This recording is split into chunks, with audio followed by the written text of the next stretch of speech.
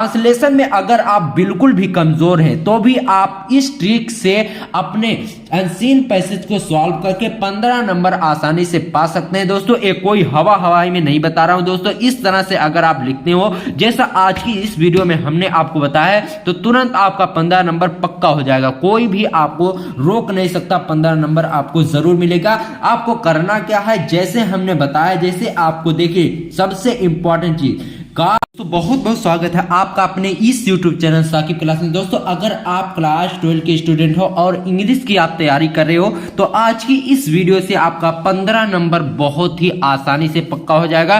करना कुछ नहीं रहेगा दोस्तों। आज की इस वीडियो में हम आपका अनसीन पैसेज का पूरा पोस्टमार्टम करने वाले हैं, ठीक है। 15 नंबर आपको जरूर मिलेगा अनसीन पैसेज में। उसके लिए आपको करना क्या है, वीडियो को फुल देखना है। 100% गारंटी के साथ मैं बोलता हूं 15 नंबर आपको जरूर मिलेगा दोस्तों। सबसे इंपॉर्टेंट बात, अगर आप अनसीन पैसेज को पढ़ लेते हो ध्यान से, अगर आपको, ठीक है, अर्थ निकालना भी नहीं आता, सिर्फ आप पढ़ना जानते हो, ट्रांसलेशन आपको नहीं आता, फिर भी आपको 15 नंबर मिलेगा। वो कैसे मिलेगा उसकी भी ट्रिक आज की इस वीडियो में आपको बताया जाएगा दोस्तों। अगर आप ट्रांसलेशन बिल्कुल भी करना नहीं जानते फिर भी आपको आज की इस वीडियो से 15 नंबर जरूर आपका पक्का हो जाएगा दोस्तों। 2023 में मार्च में आपका पेपर होगा। सब धुआं धुआं कर दो दोस्तों, अभी से आप अपनी तैयारी शुरू कर दो। देखिए हिंदी का पहला क्वेश्चन जो आता है वह आता है अनसीन पैसेज का। पहले क्वेश्चन का आज हम समाप्त करने वाले हैं। इसी के साथ साथ अंग्रेजी के सभी क्वेश्चन को हम समाप्त करेंगे, ठीक है। देखिए सबसे पहला चीज आपको पूछा किस तरह जाएगा। सबसे पहले आपको सेक्शन ए रीडिंग दिया जाएगा। उसके अंदर पहला क्वेश्चन रहेगा, read the following passage carefully and answer the question that follow. यानी आपको नीचे एक पैसेज दिया गया है, उस पैसेज को पढ़िए और उसमें जितने भी क्वेश्चन है उन सभी का आंसर आपको देना है, ठीक है। कुछ इस प्रकार से आपका पैसेज आएगा जिसमें 5 क्वेश्चन होंगे। 3 क्वेश्चन 3-3 नंबर के, ठीक है। देख लीजिए 5 क्वेश्चन होंगे 3-3 नंबर के, तो 3 क्वेश्चन यहाँ हो गए, 3 3 के 9 क्वेश्चन, ठीक है। और 2 क्वेश्चन यहाँ पर है, पहला और दूसरा आखिरी वाला जो क्वेश्चन है दोस्तों वह 1-1 नंबर के 3 क्वेश्चन है। 3 नंबर यहाँ से हो गया, 3 5 15 नंबर आपका अनसीन पैसेज से मिलता है दोस्तों। बहुत से स्टूडेंट इतना तो सब कर ले जाते हैं, पढ़ ले जाते हैं, लेकिन बहुत से स्टूडेंट करते क्या है, जब वो क्वेश्चन को ढूंढते हैं तो उनको अर्थ निकालना ही नहीं आता। अब वो सोचते हैं अब इसका आंसर कहां से लिखे। दोस्तों अगर आपको इसका अर्थ भी नहीं निकालना आता फिर भी हम आपको बताएंगे। देखिए जैसे पहला क्वेश्चन क्या है, why is man called a gregarious animal. अब आपको करना क्या है, ठीक है। अब आपको ग्रेजियस एनिमल के क्वेश्चन को, वर्ड को इसमें ढूंढना है, ठीक है। देखिए क्या कह रहा है, man is gregarious animal living in a society, his neighbours are the people who are immediately around him. अब आपको करना क्या है, ठीक है। अब आपको देखिए जिस भी क्वेश्चन में, ध्यान दीजिए, जिस भी क्वेश्चन में व्हाई आ जाए तो आपको करना क्या है, why is man called a gregarious animal. मनुष्य को एक सामूहिक प्राणी क्यों कहा जाता है, व्हाई माने क्यों होता है। तो आपको जिस भी प्रश्न में why is man called a gregarious animal, why जिस भी प्रश्न में आए तो आपको करना क्या है, व्हाई इसको छोड़ देना, फिर यहां से लिखना है man called a gregarious animal. अब आपको लिखना है मैन कॉल्ड ग्रेजियस एनिमल बिकॉज इतना हो गया। इतना आप अगर लिखते हैं तो आपका नंबर, आधा नंबर समझ लो मिल गया। Because his neighbours are the people. अब आपको करना क्या, पैसेज देख रहे हैं ना, ठीक है। His neighbours are the people who are immediately around him and they play crucial role. अब आपको यहां से लिखना है, ठीक है। हिम लिख देना, फिर लिखना है and they play crucial role in our lives. और वह हमारे जीवन में एक बहुत ही अच्छा रोल करते हैं, महत्वपूर्ण भूमिका निभाते हैं, ठीक है। इतना आपको लिखना है, and they play crucial role in our lives. आपको करना, देखिए मैंने अर्थ तो आपको बताया नहीं, आपको ट्रिक से बताया, ठीक है। जैसे आपको ये देखना है ग्रेजियस एनिमल। अब आपने ग्रेजियस एनिमल देखा, ठीक है।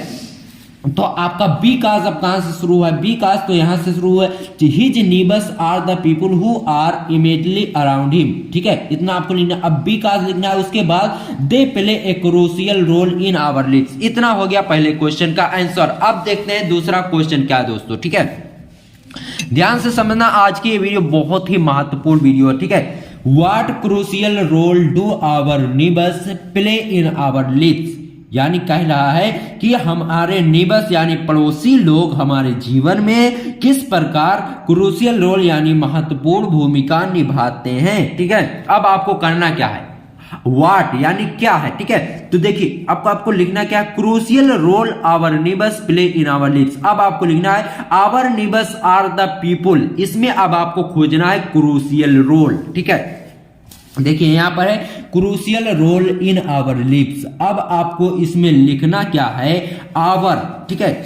Our neighbours are the people who are immediately around him. अब आपको यहां से लिखना है our neighbours are the people who are immediately around him because of their close proximity and constant pressure of society they play a crucial role in our lives। इतना आपको यहां से लिख देना है, ठीक है। बहुत ही सिंपल हम बता रहे हैं, देखिए our neighbors are the people who are immediately around him because of their close proximity and the constant pressure of society they play a crucial role in our lives।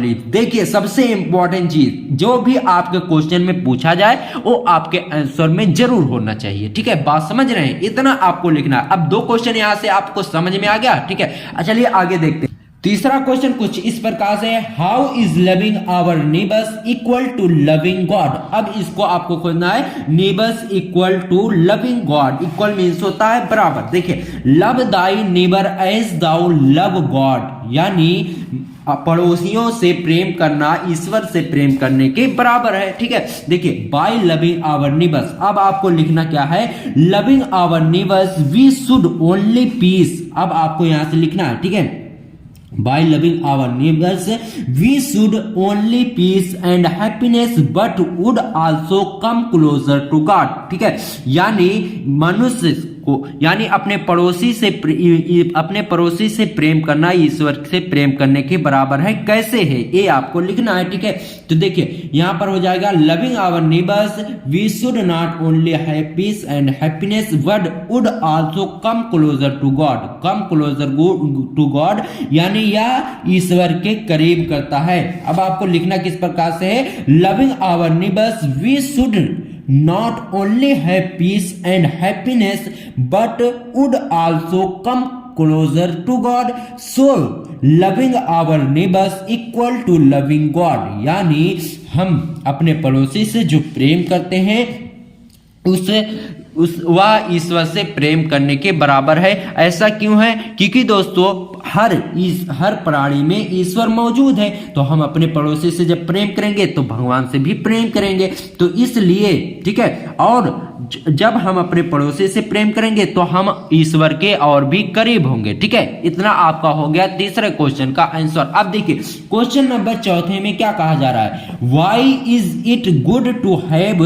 Friendly relations with our neighbours. Why is to good have friendly relations with our neighbours. अब देखिए Y आ गया, ठीक है। अब आपको लिखना कैसे, दो प्रकार से लिखा जाता है, ठीक है। इसमें आपको बता रहे हैं, ठीक है। देखिए आपके नेबर्स क्वेश्चन में कहा क्या जा रहा है कि अगर आप अपने दोस्तों में और रिश्तेदारों में पड़ोसियों में अच्छा व्यवहार रखना क्यों जरूरी है। इस क्वेश्चन में कहा जा रहा है कि अपने दोस्तों रिश्तेदारों और नेबर्स यानी पड़ोसियों से अच्छा व्यवहार रखना क्यों जरूरी है। अब इसमें कहा क्या जा रहा है, अब इसमें लिखना क्या है, देखिए व्हेन डिफिकल्ट टाइम। देखिए इसका आंसर आपको खोजना कैसे है, ठीक है।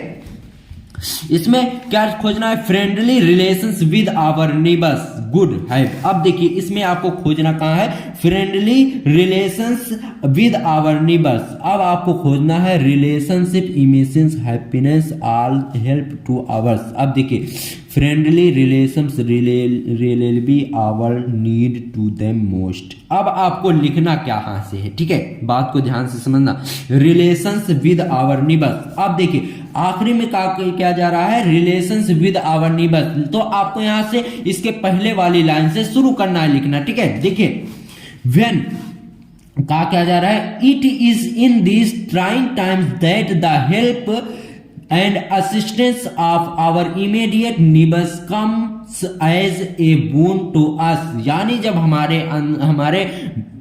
हमारे दुख का समय आता है तो हमारे पड़ोसी और आसपास रिश्तेदार लोग हमारे लिए वरदान के रूप में खड़े होते हैं। अब इसको लिखना किस तरह से देख लीजिए, when difficult time यानी जब कठिन समय आता है, that the help and assistance of our immediate neighbors comes as a boon to us।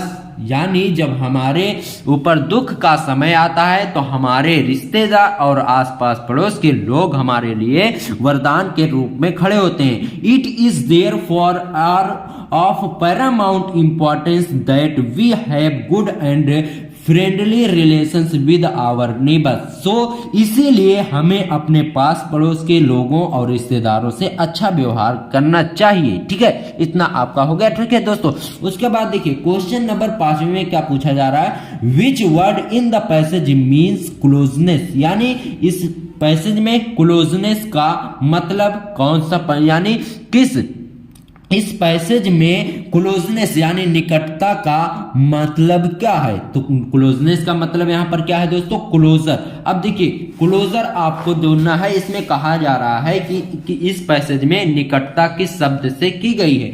निकटता यहां पर दोस्तों देख लीजिए, यहां पर कहा क्या जा रहा है, 1 मिनट, ठीक है, कम क्लोजर टू गॉड यानी ईश्वर के करीब करती है, तो निकट करती है, तो इसलिए क्लोजनेस का हो जाएगा क्लोजर। अब देखिए which word in the passage is opposite of often.